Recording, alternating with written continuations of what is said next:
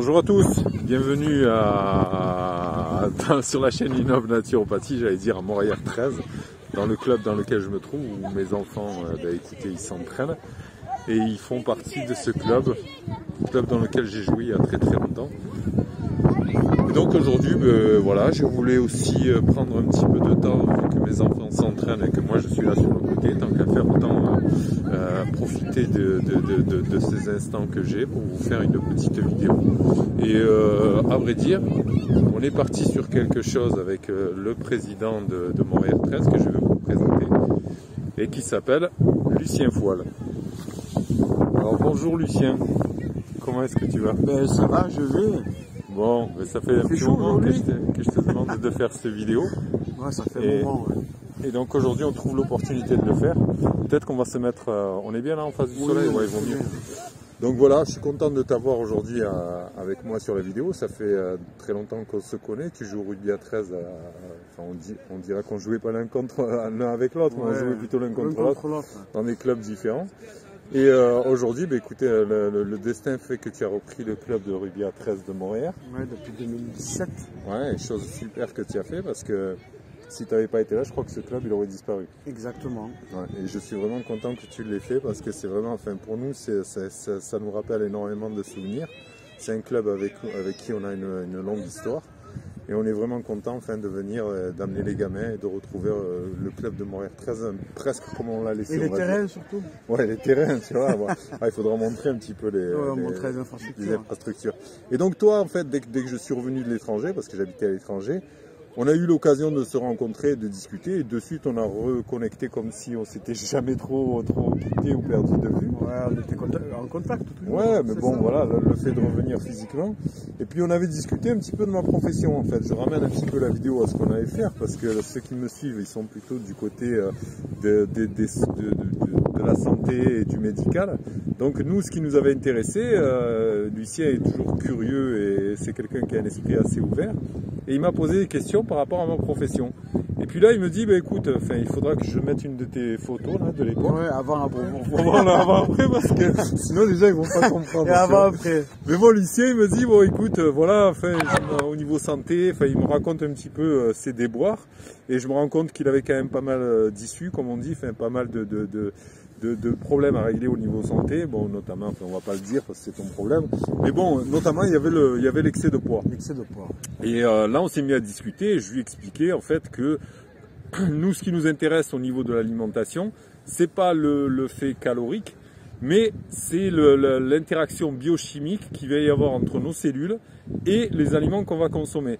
Et ça, je veux dire, si on va voir un diététicien ou alors un nutritionniste quelconque, il va toujours aborder le point de vue calorique. Et pour toi, en fait, Lucien, est-ce que les calories, ça avait marché jusque-là? Le fait de peser ton alimentation, le fait c'est un effet yo-yo, mais ça n'a pas marché d'autant plus. Ça, moi, c'était probant quand on en a discuté. Tu m'as donné 10 jours, c'est ça? Ouais, voilà, je t'ai dit 15 jours. Et puis, 10 jours. Ouais. J'ai rajouté 15 jours avec toi, t'es un pote. C'était une période, c'était la même période d'ailleurs. Hein. Ouais, c'était comme là, ouais, c'était exactement un an, exactement. Jour pour jour, donc ça fait un an, et en 10 jours, je crois que j'ai perdu 5 kilos. Et qu'est-ce que tu as fait en fait? Voilà, quelle est la différence entre ce que je t'ai proposé et ce qui t'avait été proposé auparavant? Ce qui a été proposé, c'est qu'en fait, je mangeais à ma faim déjà, ça c'était une chose. Donc j'avais éliminé, c'est un équilibre alimentaire, éliminé ce qu'il fallait pas prendre, notamment tout ce qui est autour du pain, je ne prends pas trop de produits laitiers, donc ça c'était déjà... Tu mangeais pas mal de yaourts quand même, non? Ouais, des yaourts, mais pas de lait quoi. Oui, mais c'est pire, voilà, c'est pire parce que là, le yaourt, il y a quoi? Il n'y a que du sucre dedans. Donc pour autant, ça j'avais complètement éliminé ça, éliminé le pain, les pâtes, tout ce qui est base de la fameuse farine blanche. Voilà. Ouais. Et donc tout ce qui a du gluten, ce qu'on a du gluten en fait. Et donc je me suis, donc c'était un équilibre alimentaire, c'est ça que tu m'as dit. Exactement. En fait, équilibre alimentaire avec donc protéines, légumes, c'est LPG, hein, légumes, protéines et le gras. Voilà. Le gras qu'on pensait qu'il fallait éliminer, mais finalement non. Surtout en cette période. C'est important que tu me dises ça. Voilà, surtout le gras. Et finalement, les résultats ont été vraiment probants quoi. Est-ce que pour toi c'était paradoxal le fait d'éliminer, on marche un peu comme ça nous fait, le fait d'éliminer si tu veux le sucre, enfin tout ce qui est sucre, hein, quand je dis sucre je parle de gluten, je parle de caséine, je parle enfin caséine c'est plutôt une protéine, mais c'est le lactose qui est plutôt, le lactose qui est plutôt le sucre du lait. Mais en fait si tu veux, là où il y a eu une grosse différence, enfin tu m'arrêtes si je me trompe, mais c'est qu'on a pris le problème d'un point de vue qualitatif plutôt que quantitatif. Oui, c'est ça. C'est-à-dire que tu ne pesais pas, tu mangeais à ta faim, mais la seule chose à laquelle tu faisais attention, c'est les aliments que tu mangeais. Et en fait, la réflexion qu'il y avait derrière, bon, je l'explique techniquement et rapidement pour que les gens comprennent, c'est que je faisais attention à te prescrire des choses qui n'allaient pas avoir une mauvaise interaction, une interaction néfaste avec ton métabolisme. Parce que nous, ce que je rappelle constamment dans mes vidéos, c'est qu'on fait attention aux interactions biochimiques qu'il peut y avoir entre vos cellules, donc tout ce qui est ta génétique et tout ce que nous on appelle l'exposome. Donc ce qu'il faut comprendre nous en termes de santé chez nous, que ce soit pour perdre du poids ou que ce soit pour rétablir la santé, c'est que on part pas de l'extérieur. Si on faisait un cercle, à l'extérieur on aurait les symptômes. Ton symptôme c'était quoi? C'était le surpoids, c'était etc. Mais nous, ça pour nous ça reste un symptôme. Donc nous on attaque du centre de l'arbre, comme on l'appelle.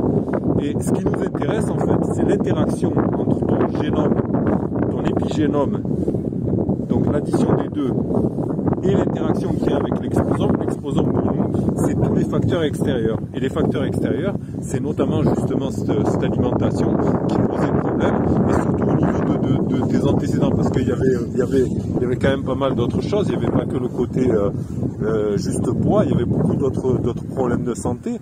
Et en fait, le truc que je voulais aborder, enfin, je veux dire, si tu as 5 minutes, on termine, et puis après, moi, je terminerai la vidéo tout seul, si tu veux, parce que tu as peut-être des choses à faire avec les petits, là. Ouais. Et donc, en fait, voilà, ce qui allait m'intéresser, c'est ton expérience à toi, parce que là, maintenant, ça fait 1 an que tu suis cette approche. Est-ce que tu es en manque? Est-ce qu'il y a des choses que...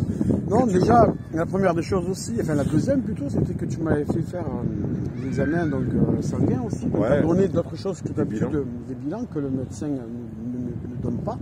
Donc ça, la question se pose, pourquoi ça? J'ai justement, bon, j'ai un médecin quand même qui est assez ouvert, tout ça, donc il m'a dit, pas de souci, je l'ai fait, donc tu l'as vu, ce que c'était. Donc maintenant les bilans, je dois en faire un, d'ailleurs dans pas longtemps, donc je donnerai ça. Ouais. Et en même temps, ça m'a permis aussi d'acheter différemment en fait. Et c'est pas pour autant que ça me coûte plus cher. Donc d'acheter différemment et d'acheter l'essentiel et ce qu'il me faut exactement, pas besoin de plus. Et en plus là-dedans j'ai ramené du monde. Le fait de le faire en fait ça a permis que les personnes aussi ont vu un résultat. Et ce résultat de suite ça a choqué les gens. Ça a choqué les gens en disant mais c'est bizarre. Et d'ailleurs, quand on s'est connus, tu me disais ouais mais à cette époque-là tu pesais tant de kilos et finalement j'y suis arrivé à cette barre. Ouais. Je suis arrivé à cette barre. Bon, bah dis-leur justement, en fait, tu pesais. Je pesais 95 kilos et aujourd'hui je redescends que 77 kilos cet été. Ça faisait pour mon ossature et voilà. Et aujourd'hui je suis à 80 kilos. Voilà. C'est bien, c'est plus proportionné quoi. Plus proportionné, donc ça veut dire que donc accompagné aussi. Et je m'occupe de moi en fait aujourd'hui que je m'occupe de moi auparavant, donc ça fait un équilibre entre ce que je souhaitais faire aujourd'hui et il y a quelques temps. Et je pense que ça a été. Et chaque fois qu'on me voit, on me dit c'est bizarre, c'est plus le même. Ouais. Et moi j'ai regardé les photos justement d'il y a un an, la dernière fois que tu l'avais posté, j'étais complètement halluciné. Donc en fait on est bien d'accord que on ne base pas sur la volonté, parce que la volonté c'est pas suffisant, mais en fait il faut s'organiser, il faut bien faire ses courses, voilà. Et c'est ce qui est important en fait dans mon métier. Mais non, ça coûte pas. C'est pour ça que nous on dit qu'on est des éducateurs de vie, parce que on vient apporter des réponses, mais pas des réponses impossibles, des réponses pratiques et qui sont carrément faisables, quoi. Je veux dire là, toi tu es un bon exemple parce que ça fait déjà un petit peu plus d'un an même que ça fait un an et un mois. Voilà. Et le fait de bien t'organiser, ben, t'as pas les tentations, t'as pas les envies, puis t'as plus les envies de sucre, t'as plus ces trucs-là. C'est la limite, je suis un buveur de thé à la menthe. Ça, je l'ai vu. Je suis un buveur de thé à la menthe. Et c'est vrai que le sucre, je l'ai réduit à, je sais pas, Je dis 90%, je mens pas. Donc c'est vrai que c'est important. Et de temps en temps, ben, de temps en temps, c'est des plaisirs, mais sans plus que ça, quoi. Je fais pas d'excès plus que ça. Et ça se voit d'ailleurs. Et même le problème, c'est que ça m'a coûté cher en habits, parce que je suis obligé de refaire mon garde-robe. Voilà. Et là, il n'y a plus rien qui me va. Et quand je dis plus rien, donc j'achète au fur et à mesure. Voilà.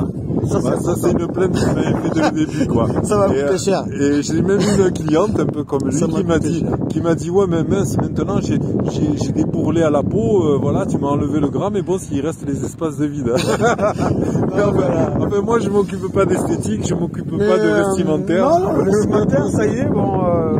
Non, le vestimentaire, je suis passé, en fait, pour vous dire une chose, et ça va vous paraître bizarre, je suis passé du XL à S selon les t-shirts. C'est bizarre, c'est énorme. Donc, même au niveau de la vitalité, t'as changé, je trouve. Complètement. Mais je veux dire, je te vois maintenant, je te vois même faire des vidéos, je te vois même faire du sport, je te vois faire des ben, je cours. Alors qu'avant, j'avais mal au genou, avec le surpoids, tout ça, du vélo. Donc le genou, ça s'est calmé aussi. Le genou, ça s'est calmé. Bon là, arrivé l'hiver, on sait qu'il y a toujours après, on se rouille un peu. On se rouille un peu, mais sinon, à part ça, c'est pas. Au contraire, je suis en forme. C'est ça, moi je trouve que c'est toujours super important d'avoir un petit peu les témoignages de gens comme toi. La dernière fois, c'était une de mes élèves, dont sa fille avait une ataxie, etc. Donc en fait, voilà, on touche large, on voit beaucoup de gens, des gens de différents horizons. Et pour nous, c'est super important d'avoir les retours, d'avoir les témoignages, parce que ça montre que c'est pas juste de la théorie. Mais je veux quand même te dire que, parce que je t'ai envoyé des personnes. Ouais, mais elles n'avaient pas la volonté comme exactement. En fait, je vais dire un truc, c'est qu'il faut y croire, en fait. Exactement. Et si on n'y croit pas, c'est comme tout, ça fonctionne pas.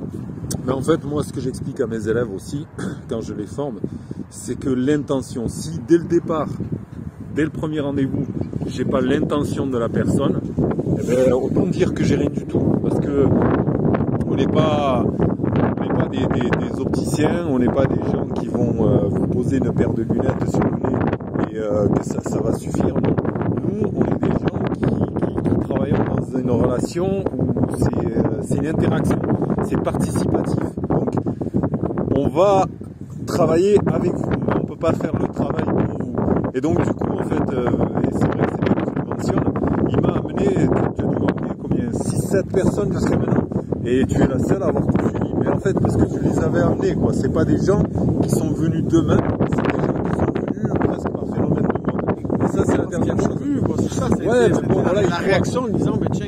Ils ont peut-être cru que j'étais un Merlin l'Enchanteur et que j'allais prendre ma baguette magique et les faire ça.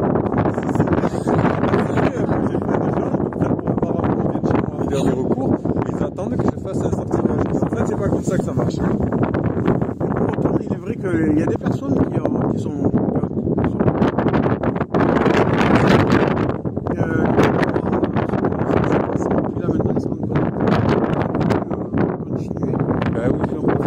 j'ai essayé de les encourager, mais bon, avec cette période, c'est difficile d'avoir des interactions régulières. Nous, on a des interactions régulières parce que j'ai mes petits qui sont inscrits ici au club.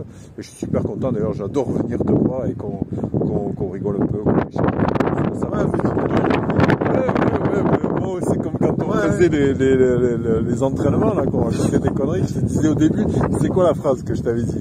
On ne peut jamais faire confiance à quelqu'un dont le cou lui manque la gueule. Maintenant, tu m'as dit un coup, c'est ça? Mais maintenant, je vois ton cou, sans déconner, ça fait... Mais même là, il y est, le coup, là. Non, maintenant que j'ai pas vu ton cou. Non, mais là, franchement, enfin, voilà. Je suis super content et je suis vraiment content qu'on ait pu faire cette vidéo. Ça fait un petit moment. Ouais, mais j'attendais, je sais pas, de voir ton cou, tu vois.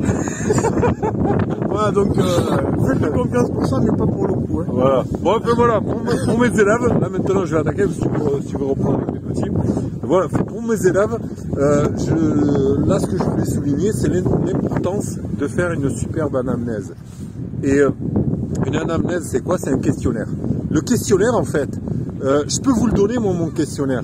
Mais si vous n'avez pas les connaissances qui vont avec ce questionnaire, ça va être très difficile d'apporter les réponses. Là, j'aurais pu avoir le questionnaire que j'ai fait avec Lucien et lui faire des réponses caloriques. Ou j'aurais pu lui faire... Enfin, voilà. Donc, c'est important de faire une bonne anamnèse. Mais ce qui est vraiment important, c'est de faire l'anamnèse avec quelqu'un qui a les connaissances, qui a fait le travail, qui a expérimenté les choses et dont les résultats sont probants. Et moi, un résultat probant, c'est pas quelque chose qui va marcher sur un mois, c'est quelque chose qui va se faire sur du long terme. Et voilà, moi je trouve que Lucien, voilà, c'était un super exemple et je te remercie.